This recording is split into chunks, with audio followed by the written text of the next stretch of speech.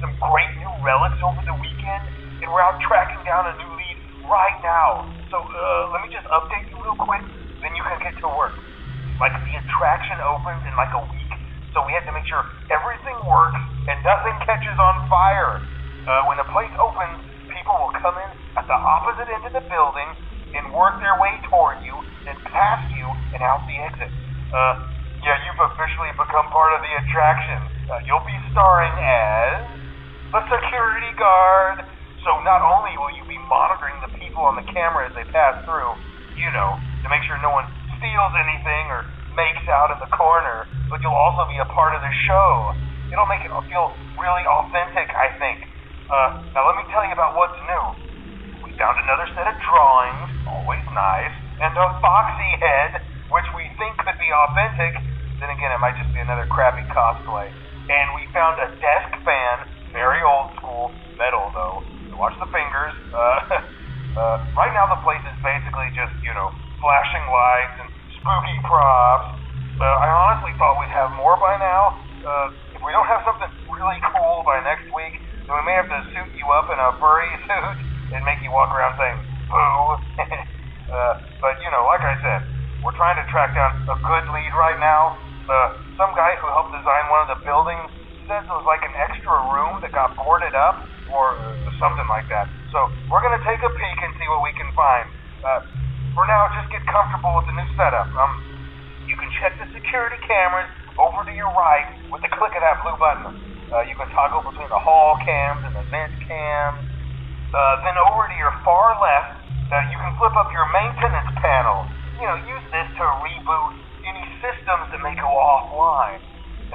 In trying to make the place feel vintage, we may have overdone it a bit. Some of this equipment is barely functional. Yeah, I wasn't joking about the fire. That's a real risk. The most important thing you want to watch for is the ventilation. Look, this place will give you the spooks, man, and if you let that ventilation go offline, then you'll start seeing some crazy stuff, man.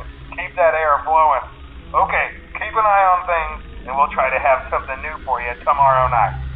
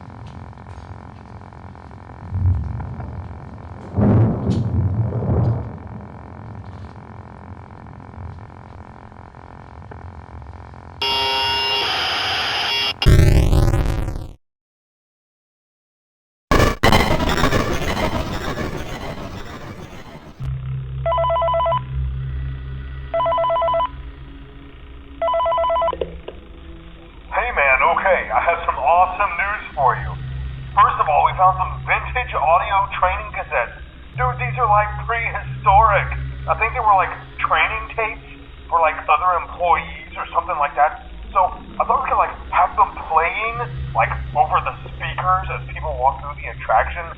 Dude, that makes us feel legit, man. But I have an even better surprise for you. You're not gonna believe this. We found one. A real one. Gotta go, man. Well look, it's in there somewhere. I'm sure you'll see it. Okay, I'll leave you with some of this great audio that I found. Talk to you later, man. Hello? Welcome to your new career as a performer/entertainer for Freddy Fazbear's Pizza. These tapes will provide you with much-needed information on how to handle/climb into/climb out of mascot costumes. Right now, we have 2 specially designed suits that double as both animatronic and suit. So please pay close attention while learning how to operate these suits, as accidents/injuries/death/irreparable and grotesque maiming can occur. First, we will discuss how to operate the mascots when they are in animatronic form. For ease of operation, the animatronics are set to turn and walk towards sound cues. This is an easy and hands-free approach to making sure the animatronics stay where the children are for maximum entertainment/crowd-pleasing value. To change the animatronics to suit mode, insert and turn firmly the hand crank provided by the manufacturer.